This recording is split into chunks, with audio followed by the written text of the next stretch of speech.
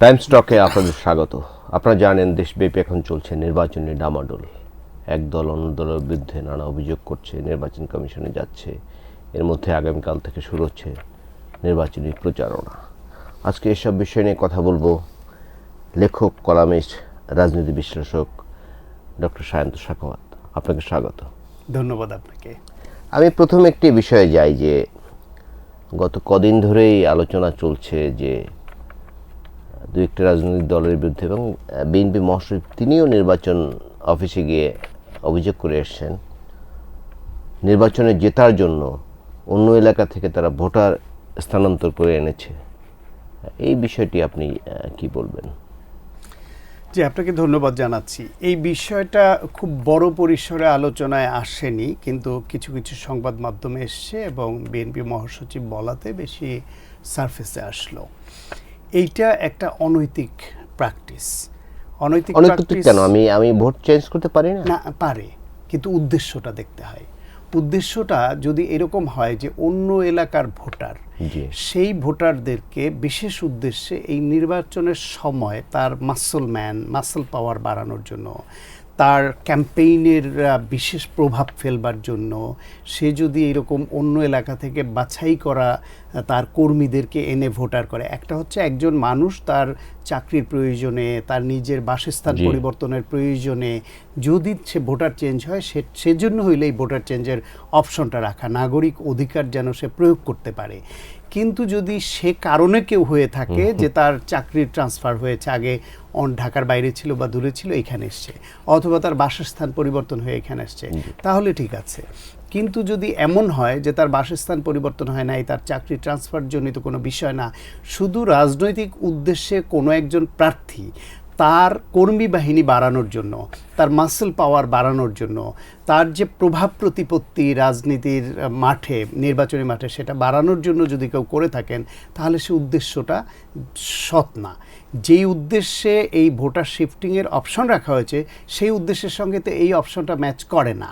ফলে আপনি দেখেন যে একটা এলাকায় তিনি ওই এলাকার আগে থেকে থাকেন না, ওই এলাকার ভোটার না, এরকম শত শত বা হাজার, আমি এরকম শুনছি যে হাজার হাজার হাজার হাজার কর্মীকে যদি একটা বিশেষ এলাকায় আনা হয় যে তাকে এমপি বানাতে হবে বা তাকে এমপি করে সংসদে নিতে হবে এবং তার এই প্রভাব বিস্তার করবার জন্য এটা করা হয়। এবং আমি নাম উল্লেখ করেই বলি, এখানে বা অন্য কিছু বলবার কারণ নাই, জামায়াত ইসলামের আমির ডক্টর শফিকুর রহমানের আসনে এইরকম অস্বাভাবিক ভোটারের সংখ্যা অনেক বলে একটা অভিযোগ উঠেছে। এখন সংবাদ মাধ্যমে অস্বাভাবিক কিন্তু না। আজকে ডেইলি টাইমস অফ বাংলাদেশের রিপোর্ট হয়েছে, আমি রিপোর্টটা পড়লাম এবং আপনিও সুযোগ থাকলে দেখবেন। খুব বেশি সংখ্যা, কেমন সংখ্যা কত বলেন তো? অল্প 2-4 হাজার, not more than. Okay, 2-4, but আমরা আগে শুনেছি 30-35 হাজার। ওকে ফাইন, অস্বাভাবিক না কেন, 2-4 হাজার। এবার আপনার পত্রিকার রিপোর্টারকে দেন যে ঢাকার অন্য আসনগুলোতে এরকম ভোটার শিফটিং এর রেট কত, সেটাও কি এরকম 2-4 হাজার কিনা। যদি সব আসনে বা অন্যান্য আসনগুলোতে যদি একই রেটের হয়, তখনই কেবল আপনি জাস্টিফাই করতে পারবেন যে 2-4 হাজার অস্বাভাবিক না।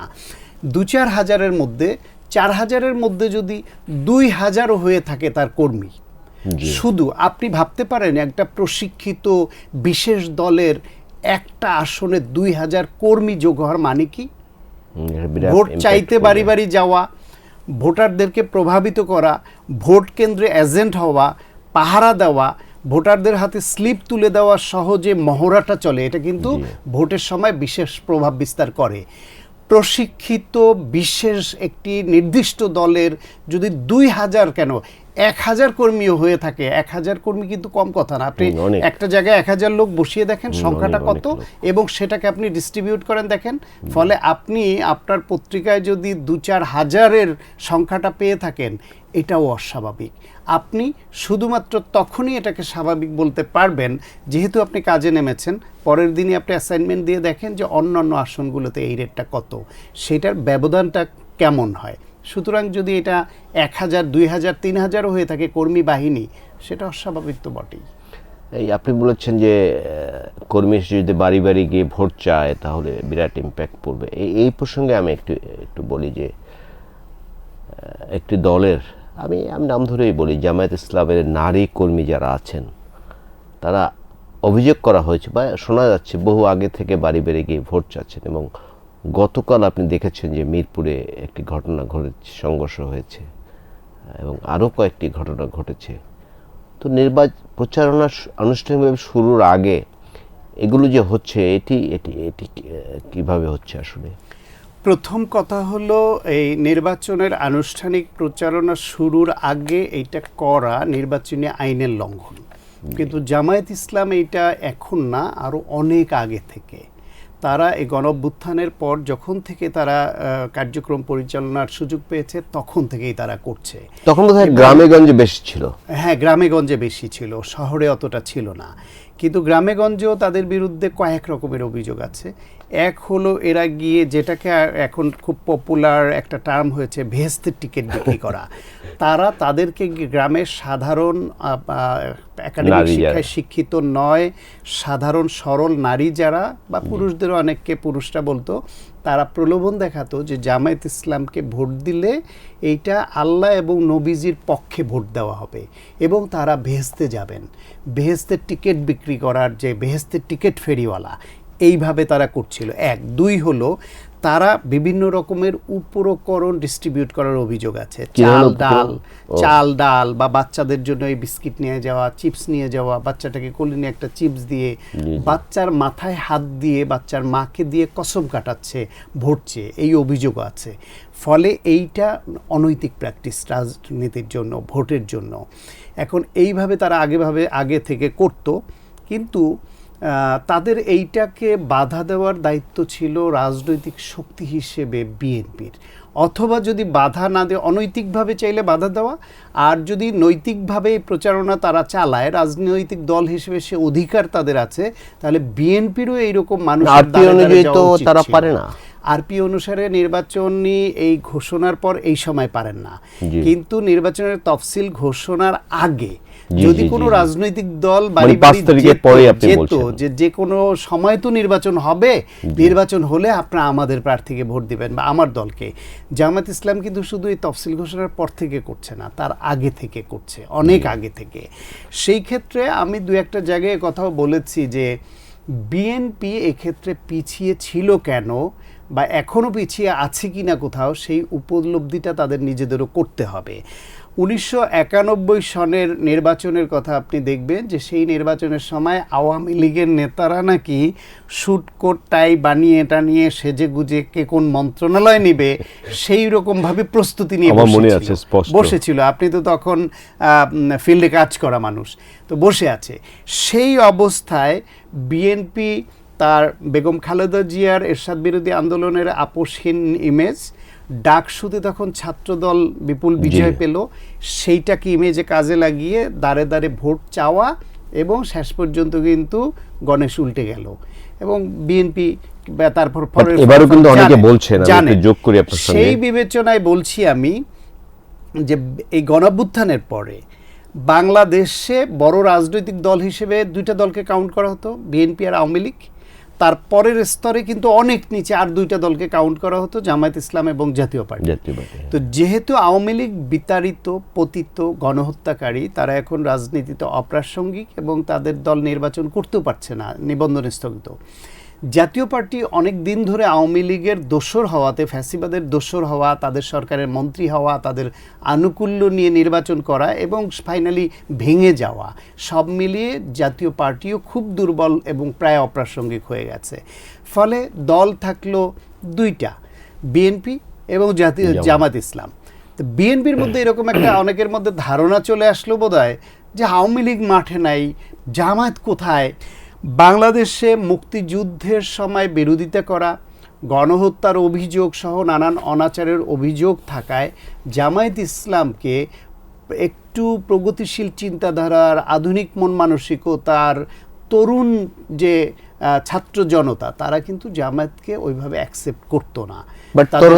বলার সুযোগ আছে, আমি বলছি করতো না, বলছি এইভাবে অ্যাকসেপ্ট করতো না। আর একটা হচ্ছে ধর্মের অপব্যবহার এবং নারী স্বাধীনতায় সংকুচিত ভাব থাকায় নারীদের মধ্যে জামায়াত ইসলাম খুব অ্যাকসেপ্টেন্সি অর্জন করতে পারতো না। কিন্তু এই অবস্থায় আমরা দেখছি, আমার পর্যবেক্ষণ বলছে 5টা বিশ্ববিদ্যালয়ে যেভাবে ছাত্র শিবির পন্থীরা, যদিও ছাত্র শিবির নাম নিয়ে আসেনি, তারা বিজয়ী হলো। এটা দ্বারা প্রমাণ হয় যে তারা তরুণদের মধ্যে অনেকখানি ঢুকে পড়েছে। দ্বিতীয় হলো, এই সব জায়গায় কিছু চালাকি, কিছু জালিয়াতি, কিছু কারচুপির অভিযোগ আছে, কিন্তু সেটাও তারা সফলভাবে করতে পেরেছে। অন্য দলগুলো এটাকে বাধা দিয়ে রক্ষা পায় নাই। সুতরাং তারা 5টা বিশ্ববিদ্যালয়ে এই বিজয়ী হওয়া, মেজরিটি জায়গাগুলো নিয়ে নেওয়া প্রমাণ করে যে তারা তরুণদের মধ্যে যে আগে যে অ্যাকসেপ্টেন্সির অভাব ছিল সেটা অনেকখানি কাটিয়ে উঠেছে। আর নারীদের মধ্যে যে অ্যাকসেপ্টেন্সির অভাব ছিল, এখন তাদের নারীদের মধ্যে বিভিন্ন প্রফেশনাল, বিশ্ববিদ্যালয়ের শিক্ষক, চিকিৎসক, ইঞ্জিনিয়ার, কৃষিবিদ, সব সেক্টরের নারীদেরকে তারা কিভাবে পিক করেছে। এবং তৃণমূল জনগোষ্ঠীর মধ্যে গিয়ে নারীদের মধ্যে যে প্রচারণা চালাচ্ছে, আগে আমরা আলাপ করলাম, সেই বিবেচনায় এই 2টা সেক্টরে তারা রিচ করেছে। পাশাপাশি তরুণদের দল যে গণ অভ্যুত্থানে ভূমিকা রাখা যে সম্মুখ সারির তরুণ, তাদের দল এনসিপি, ভোট হিসেবে এনসিপির তেমন ভোট নাই, কিন্তু এনসিপির কিছু ফিগার ইতিমধ্যে তৈরি হয়েছে টকশো, সেমিনার, মিডিয়ার কারণে, যাদের কথা মানুষ শোনে, তারা এই জোটে গেল। সেটা আর একটা প্লাস পয়েন্ট হলো তাদের। মুক্তিযুদ্ধ নিয়ে তাদের যে শেকি অবস্থান, মুক্তিযুদ্ধ বিরোধী অবস্থান, সেই অবস্থায়ও কিন্তু জামায়াত ইসলাম কর্নেল ওলি আহমেদকে তাদের সঙ্গে নিতে সমর্থ হলো। ফলে জামায়াতকে এবার খুব হালকা করে দেখবার সুযোগ নাই, যেই সুযোগটা বিএনপি করে দিয়েছে। বিএনপি যদি আরও আগে থেকে সিরিয়াস হতো, বা এখনও যদি সিরিয়াস হয়, তারা ম্যাসিভ ক্যাম্পেইনে যায়, তাহলে জামাতের এই সব ধর্মের অপব্যবহার, এই ভেস্তের টিকিট বিক্রি, বা এই যে নানান বিষয় আসায়, এগুলো টিকবে না। কিন্তু বিএনপি সে পরিমাণ সিরিয়াস হচ্ছে কি না, সে বিষয়ে আমার এখনও সন্দেহ আছে। এই যে আপনি বললেন যে প্রচারে যদি কি বলে যে অ্যাক্টিভ হয়, ভালো করে প্রচার করে, কালকে থেকে তো প্রচার শুরু হচ্ছে, এবং বিএনপি যিনি চেয়ারম্যান, তিনি কালকে সিলেট থেকে তার মায়ের মতো বেগম খালেদা জিয়া, তিনিও কিন্তু সিলেট থেকে প্রচারণা শুরু করতেন। জনাব তারেক রহমান, তিনিও সিলেট থেকে কালকে প্রচারণা শুরু করবেন। তো এটি কিভাবে দেখছেন আপনি, কেমন হবে প্রচারণা আশা করছেন? বিএনপির মূল শক্তি হচ্ছে তাদের সাধারণ সমর্থক এবং সাধারণ দেশবাসী। জি। জামায়াত ইসলামের বেলায় আবার এইটা একটা বিষয় আছে যে তাদের বিভিন্ন মিটিংয়ে যে অনেক লোক দেখি আমরা, সেটা অনেকটা মনে হবে এটা কর্মী সভা। হ্যাঁ, অনেকেই বলেন যে এটা জনসভা না, আসলে কর্মী সভা। তাদের সমর্থক এবং কর্মী যারা, তারা সবাই সমাবেশে আসে, ফলে তাদের সমাবেশটা বড় দেখায়। কিন্তু সাধারণ যে ভোটার, তাদের মধ্যে তাদের অ্যাকসেপ্টেন্সি কম। এটা বিভিন্ন জরিপ, বিভিন্ন আলোচনা, বিভিন্ন পালসে আমরা বুঝতে পারি। কিন্তু জামায়াতে এবার যে কোনো উপায়ে ক্ষমতায় যাওয়ার জন্য তারা মরিয়া।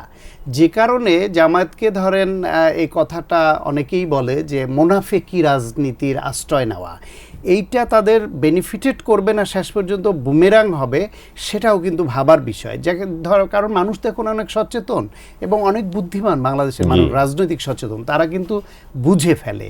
দু একটা পয়েন্ট আপনাকে বলি।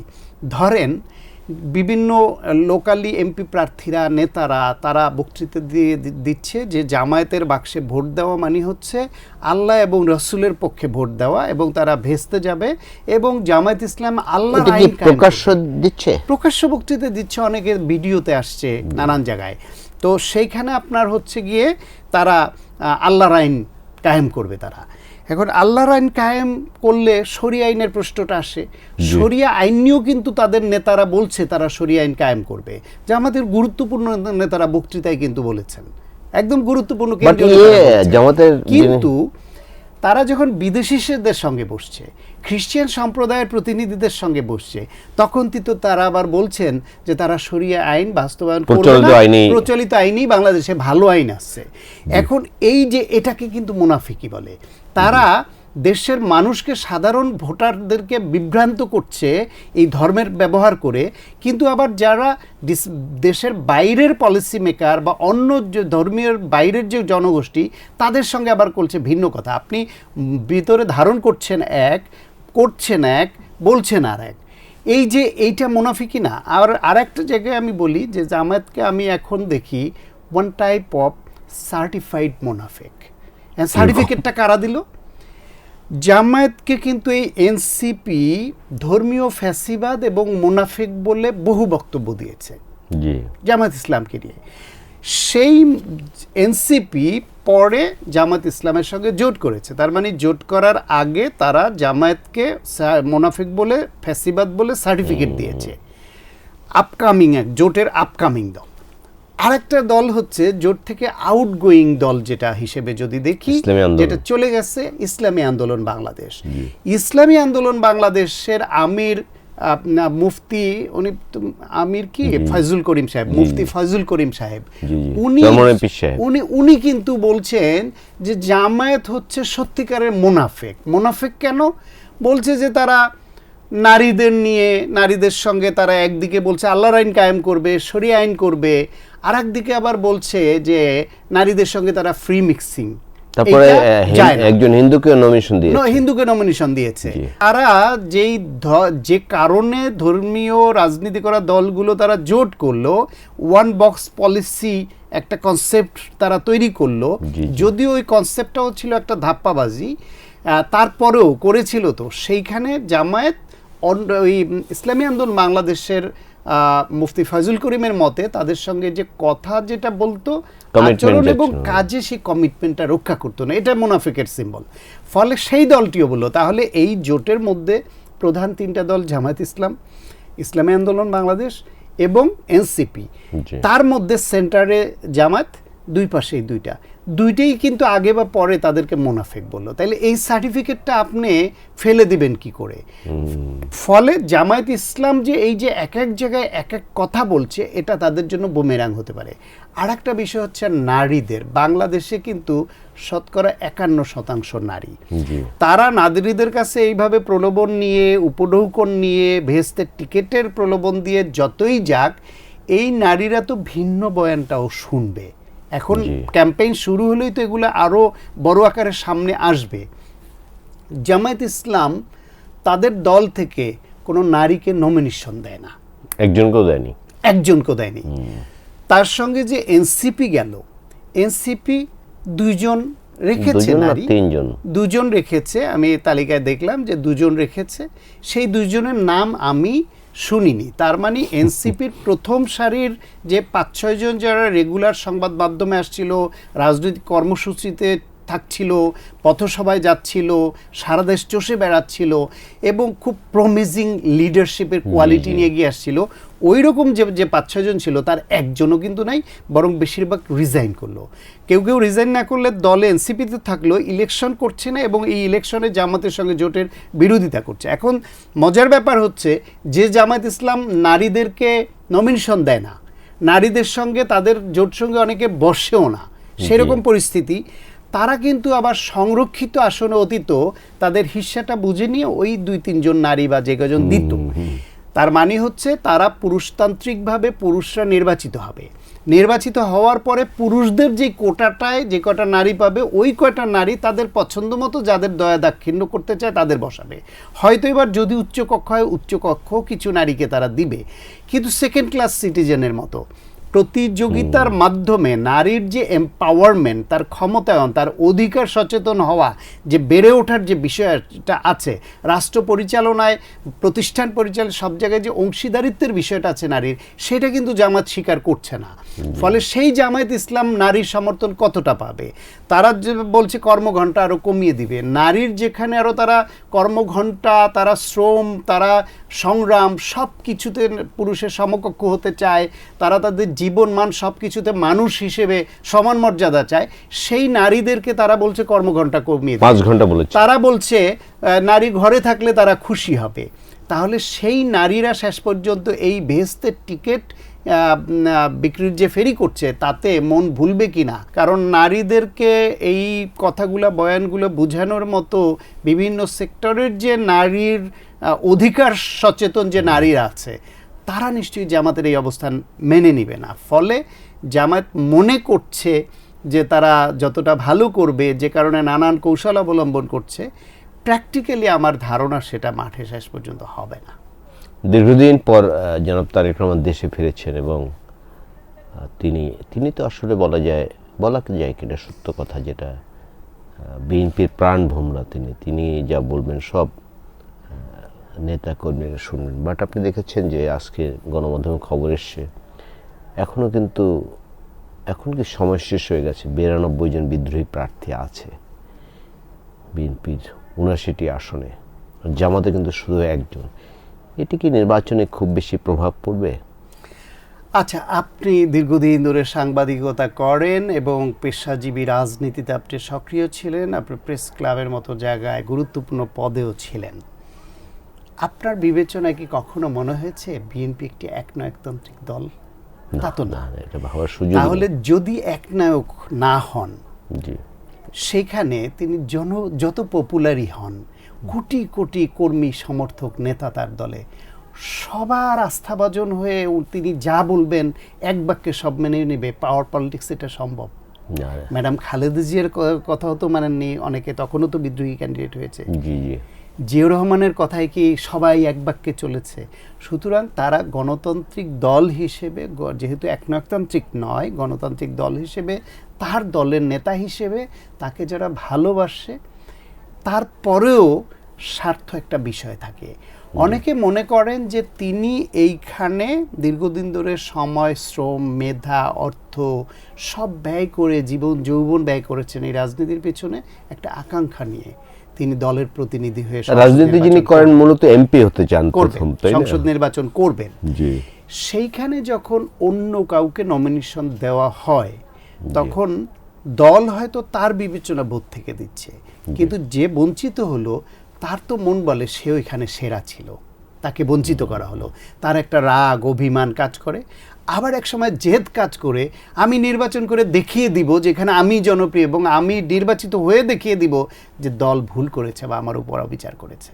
আর একটা বিষয় হলো জোটের ক্ষেত্রে, জোটের ছোট দল হলো তাদের কিছু নেতা আছে, এই নেতা বড় নেতা, তিনি জাতীয়ভাবে পরিচিত এবং এরা কথা বলেন, যুক্তি দেন, জাতীয়ভাবে তারা প্রভাবিত করার ক্ষমতা রাখেন। এই লোকদের কিন্তু সংসদে আসাটা দরকার আমার মতে। সংসদে একটা ব্যালেন্স রাখতে হলে তর্ক বিতর্ক, আইন প্রণয়নে বিভিন্ন রকমের আলোচনা, ডিবেট হবে। সেই জন্য আমি নাম উল্লেখ করি বলে মাহমুদুর রহমান মান্না ভাইকে আমি খুব পছন্দ করি। আমি মনে করি তার সংসদে আসা উচিত। আমি মনে করি জুনায়েদ সাকির সংসদে আসা উচিত। এরকম অনেকেই জোটের আছেন, আমি রুমিন ফারহানা আসা উচিত আপনি মনে করেন? রুমিন ফারহানার বিষয়টা পরে আসছি। এরকম অনেকের জোটেরটা বলছি আমি এখন, আসা উচিত। কিন্তু যেহেতু তাদের দলীয় জনবল কম, তাহলে তাদেরকে সংসদে আসতে হইলে একটা বড় একটা দলের সঙ্গে দীর্ঘদিন ধরে রাজনৈতিক জোট করে তারা লেগে থেকে কাজ করেন। তো এই যে গণতান্ত্রিক মুভমেন্ট, এই দলের সঙ্গে থেকে এই দলকে স্ট্রেংথেন করেছেন না তারা, তাদের বক্তব্য, তাদের ভূমিকা, তাদের মুভমেন্ট, আন্দোলন করেছে না। এখন তার জন্য কিন্তু বড় দলের দায়িত্ব থাকে। সেই ক্ষেত্রে বড় দল যখন তাকে নমিনেশন দেয়, তখন ওই বিএনপির যে নেতা সে মনে করে যে আমার এইখানে তো সে আমার কর্মী হওয়ার উপযুক্ত না, তার জনবল যা, তাকে দিয়ে দিল, আমারে বঞ্চিত করলো। এই রাক্ষোভ অভিমান থেকে তারা আবার প্রায়ত হয়। ফলে পাওয়ার পলিটিক্স করা, পুঁজিবাদী ব্যবস্থার যে রাজনৈতিক দল, সেখানে এটা আপনি আটকাতে পারবেন না।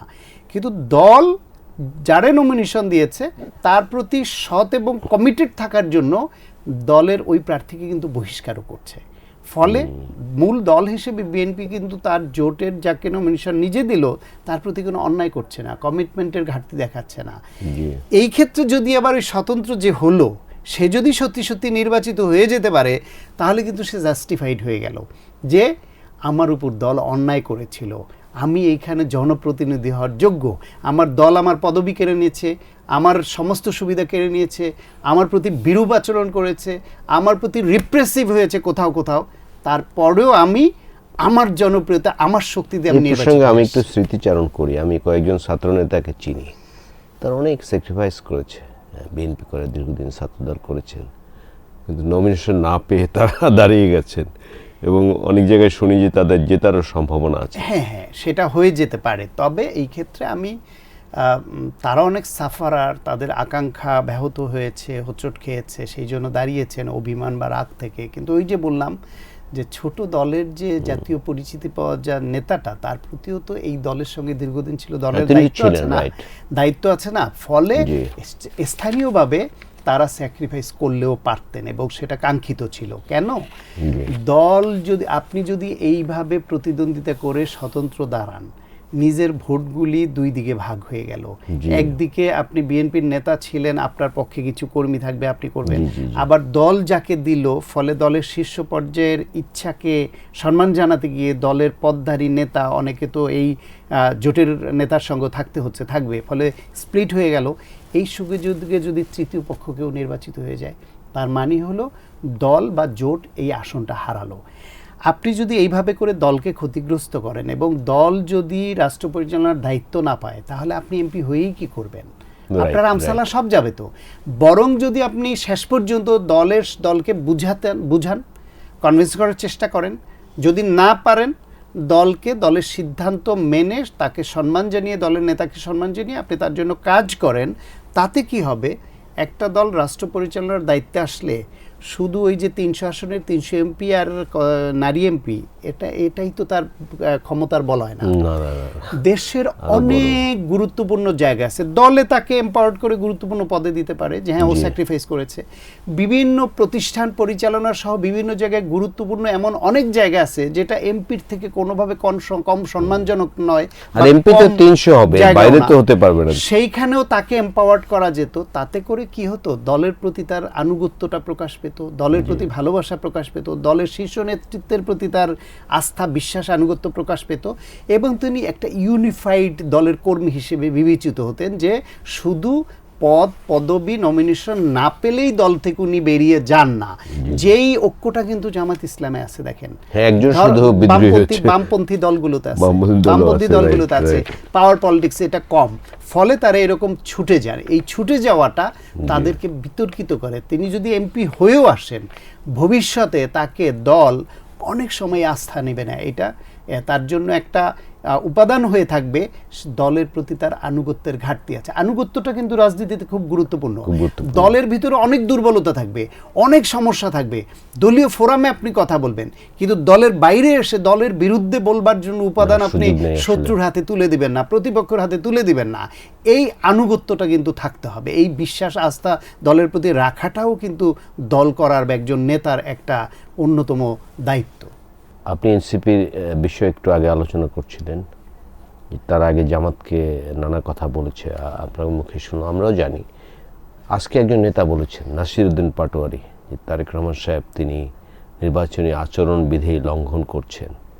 এ বিষয়ে আপনি কী বলুন? যেমন তিনি কালকে যে করাইল বস্তিতে গিয়েছিলেন, সেখানে তার বক্তব্য নিয়ে বলেছে যে তিনি নির্বাচনী আচরণবিধি লঙ্ঘন করেছেন। এটি কি এখন ধরেন জামায়াত ইসলাম কয়দিন আগে তাদের এই যে 2026 যে সামিট করলো, ইউনাইন সামিট, সেখানে তাদের প্রস্তাবনা দিল, এগুলো সংবাদ মাধ্যমে আসছে না? তাদের এই প্রস্তাবনা ভোটারদের প্রভাবিত করেছে না? সেটা নিয়ে কি নাসির পাটোয়ারি বা তার দলের কোনো লোক বা কেউ বলেছে যে এটা আচরণবিধি লঙ্ঘন হয়েছে? সংবাদ মাধ্যমে গেছে তো, প্রচার হয়েছে তো, তারা ভোটার প্রভাবিত হয়েছে না? তাহলে এটা করেছে না? শুধুমাত্র এই সময় মার্কায় ভোট চাচ্ছে কিনা। যদি মার্কায় ভোট না চেয়ে থাকে, অন্য কোনো ফর্মে প্রোগ্রাম করে এটুকু করতে দিতে হয়। না হলে যে নির্বাচনী উৎসব বা আমেজটা যে আনার কথা আমরা বলছি, সেটা আসবে কি করে? নাসির পাটোয়ারি যে তার মতিঝিলে বিভিন্ন জায়গায় গিয়ে প্রতিদিন যে ভোট চাচ্ছে, সেটা কি নির্বাচনী আচরণবিধি লঙ্ঘন হচ্ছে না? সে তো সরাসরি ভোট চাচ্ছে, সে তো তাকে সমর্থন চাচ্ছে, তাকে তো মুখের উপরে অনেকে বলে দিচ্ছে যে আপনাকে দিব না, সেগুলো আবার ইউটিউব, ফেসবুকে প্রচার হচ্ছে। এবং তার তো গিয়ে ওইখানে গিয়ে তিনি প্রতিপক্ষের একজন বর্ষিয়ান নেতার নিয়ে যেই ভাষায় কথা বলছেন, এটা তো কোনো ভদ্রতা, সভ্যতার মধ্যে পড়ে না। আপনার রাজনৈতিক প্রতিপক্ষ, সিনিয়র একজন নেতা, যিনি বাংলাদেশকে সার্ভ করেছেন বারবার মন্ত্রী হিসেবে, বিভিন্ন আন্দোলন সংগ্রামে ঢাকায় তার দায়িত্ব আছে। আর ওর অ্যাটিটিউড দেখলে মনে হয় কি, প্রতিদিন সকালে বের হওয়ার সময় সে একটা প্রার্থনা জপে বের হয় যে আল্লাহ, আজকে যেন আমি কিছু উল্টাপাল্টা কথা বলি এবং তার রিয়াকশনে ছাত্র দলের কর্মীরা, বিএনপির কর্মীরা যেন আমার গায়ে একটু হাত তোলে।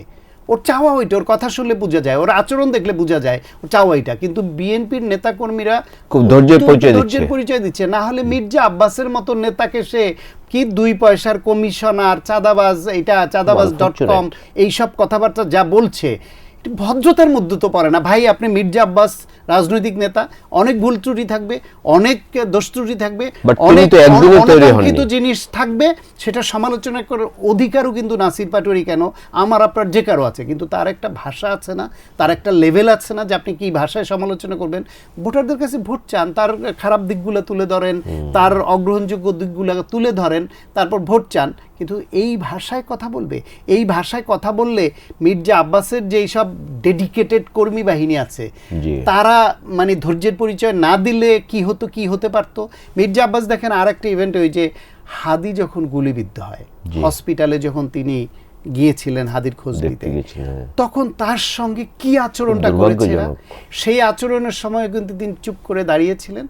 তার কর্মীরা এত অসীম ধৈর্যের পরিচয় দিয়েছে। আমি তো এইসব বিএনপি ছাত্রদলের সব ধৈর্য দেখেও এখন আমার ভাল লাগছে যে তারা অনেক ম্যাচিউরড হয়েছে, এইসব টুটকা ফাটকা জিনিসের নাক গলিয়ে বিতর্কিত হতে চাচ্ছে না। এটাও রাজনৈতিক ম্যাচুরিটি। কিন্তু ও প্রতিদিন একটা আকাঙ্ক্ষা নিয়ে বের হয়, আজকে আমি গিয়ে এই বাজে কথা বলবো, এই বাজে আচরণ করব, এবং যে কোনো উপায়ে ছাত্র দল বা যুব দল বা স্বেচ্ছাসেবক দল বা বিএনপির কেউ যেন আমার গায়ে একটু হাত তোলে, তাহলে আলোচিত হবে, ও ভিকটিম রোল প্লে করবে এবং ও এটা নিয়ে একটা নতুন ইস্যু তৈরি করবে। কিন্তু তারা সেটা হতে দিচ্ছে না।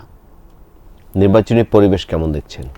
নির্বাচনী পরিবেশ এখনো মিশ্র দেখছি। একটা হচ্ছে গিয়ে আপনার আইন শৃঙ্খলা রক্ষা নিয়ে উদ্বেগ আছে, এবং উদ্বেগ থাকবার যথেষ্ট কারণ আছে। পতিত ফ্যাসিবাদ গোষ্ঠী ওত পেতে আছে সুযোগের অপেক্ষায়, তারা যে কোনো সময় হামলে পড়তে পারে।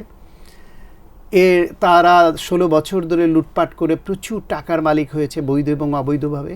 সেই টাকা তাদের হাতে আছে, কিছু পাচার করেছে, যা তাও পাচার করা টাকা এখন দেশে আনা নেওয়া কোনো ব্যাপারই না, যে কোনো সময় আনতে পারে। এই টাকা দিয়ে পেশাদার খুনি ভাড়া করার জন্য পর্যাপ্ত পেশাদার সন্ত্রাসী দেশে আছে। তারা কিছুটা জেল থেকে পালিয়ে গেছে, কিছুটা আপনার জামিনের মাধ্যমে বেরিয়ে আসছে এই 111 এই আপনার অন্তর্বর্তীকালীন সরকারের সময়ে। তারপরে হচ্ছে মাঠে প্রচুর অবৈধ অস্ত্র আছে। সেই অস্ত্রগুলো 16 বছর ধরে আওয়ামী লীগের গুন্ডা পান্ডাদের হাতে যে অস্ত্র ছিল, যে অস্ত্র দিয়ে আপনি দেখতেন যে প্রতিটা জেলা উপজেলা এমন জায়গা দেখবেন না নিজেরা গ্রুপিং করে গোলাগুলি করতো না আওয়ামী লীগ, তাদের অঙ্গ সংগঠন। প্রতিপক্ষ তো ছিলই রাজনৈতিক দল, তাদের উপর তো করতোই। এক সময় বিএনপি এবং জামায়াতকে অনেকখানি সাপ্রেস করে তারা যখন পুরো রাষ্ট্রটা ভোগ দখলে নিয়ে গেল, তখন কিন্তু নিজেরাই নিজেদের প্রতিপক্ষ হয়েছিল। এবং এটাই হয় ফ্যাসিবাদে, এক সময় নিজেরাই নিজেদের খেয়ে ফেলে। সেই সময় যে অস্ত্র চেয়ে গোলাগুলি করেছে, ওই অস্ত্রগুলি কোথায় উদ্ধার হয়েছে? আবার এই যে গণঅভ্যুত্থানের সময় যে থানাগুলো লুট হয়েছে, তার মধ্যে প্রায় 1300 প্লাস অস্ত্র, যা রিপোর্টে দেখলাম, উদ্ধার করতে পারিনি। তাহলে সেই অস্ত্রগুলো রয়ে গেছে।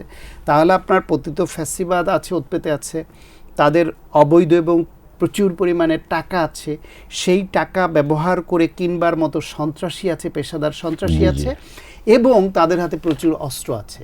তাহলে এই বিষয়গুলো মাঠে এক্সিস্ট করছে। সেটার বিরুদ্ধে যে একটা অ্যাগ্রেসিভ অপারেশন চালিয়ে সন্ত্রাসীদের মনে যে ভয় ঢুকানো, সেটা সরকার করতে পারেনি। এবং অভিযান চালিয়ে সবসময় যে প্রচুর অস্ত্র উদ্ধার হয় বা প্রচুর সন্ত্রাসী ধরা পড়ে, এটা নাও হতে পারে, সেটাকেও আমি ব্যর্থতা হিসেবে দেখি না। তারপরও এটার একটা ইম্প্যাক্ট পড়ে। ইম্প্যাক্টটা কি?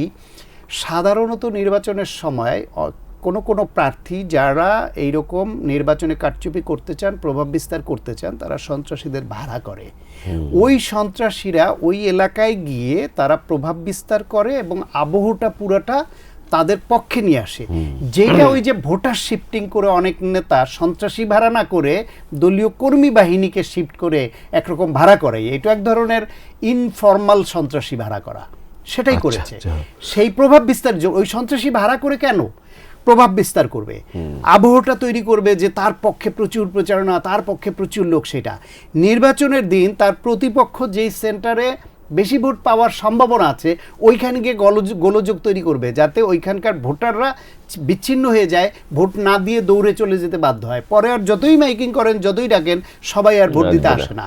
কোনো কেন্দ্র স্থগিত করা, এইসব আকামগুলো করে তো নির্বাচনে। এইগুলা করবার জন্য সন্ত্রাসী ভাড়া করে। সেই সন্ত্রাসীরা যখন দেখে যে ব্যাপক অভিযান চলছে, সে ওই এলাকায় গেলেই ধরা পড়ে যেতে পারে, তখন তারা কিন্তু পালিয়ে থাকে। তারা এই যে প্ল্যান করা, সংঘবদ্ধ হয়, সুযোগটা পায় না। এটাও কিন্তু সুষ্ঠু নির্বাচনের জন্য একটা গুরুত্বপূর্ণ বিষয়। সেই কাজটাও সরকার কিন্তু করেনি। আর রাজনৈতিক দলগুলোর মধ্যে জুলাই গণঅভ্যুত্থান পরবর্তী সময়ে যে সৌহার্দ্যপূর্ণ সম্পর্ক থাকা দরকার ছিল, যেখানে প্রতিযোগিতা থাকবে, প্রতিদ্বন্দ্বিতা থাকবে, কিন্তু শত্রুতা হবে না, একে অপরের চরিত্র হনন করবে না, ভার্চুয়াল মিডিয়া এআই ব্যবহার করে কেউ কারো নামে মিথ্যা বাজে জিনিস বানিয়ে ছাড়বে না, কিন্তু সেই কাজগুলো শুরু হয়েছে। প্রচারণা শুরু হলে আমার আশঙ্কা জামায়াত ইসলাম এতটা অ্যাগ্রেসিভ, তাদের সঙ্গে বিএনপির যতই ধৈর্যের পরিচয় এতদিন দেখ, যখন নির্বাচনী প্রচারের মাঠে যখন হবে, তখন সবার পক্ষে হয়তো ধৈর্য ধারণ করা সম্ভব আমরা আশা নাও করতে হতে চাই পারে। ধৈর্য ধরুক তখন সবাই। এই যদি সংঘর্ষের দিকে রূপ নেয়, অবাক হওয়ার কিছু থাকবে না। এটা আমরা প্রত্যাশা করি সবাই এই নির্বাচনটাকে একটা গ্রহণযোগ্য নির্বাচনের মাত্রার মধ্যে রাখবে। কিন্তু আমার আশঙ্কা এদের অ্যাগ্রেসিভ আচরণ দেখে, যে যদি বিএনপি এবং জামায়াতের মধ্যে ভায়োলেন্স তৈরি হয়, তাহলে নির্বাচনটার অনেক খেসারত দিতে হবে। আপনাকে ধন্যবাদ ডক্টর সায়ন্ত সাখাওয়াত। আপনাকে আপনারা ভালো থাকুন, সুস্থ থাকুন প্রিয় দর্শক, সবাইকে ধন্যবাদ।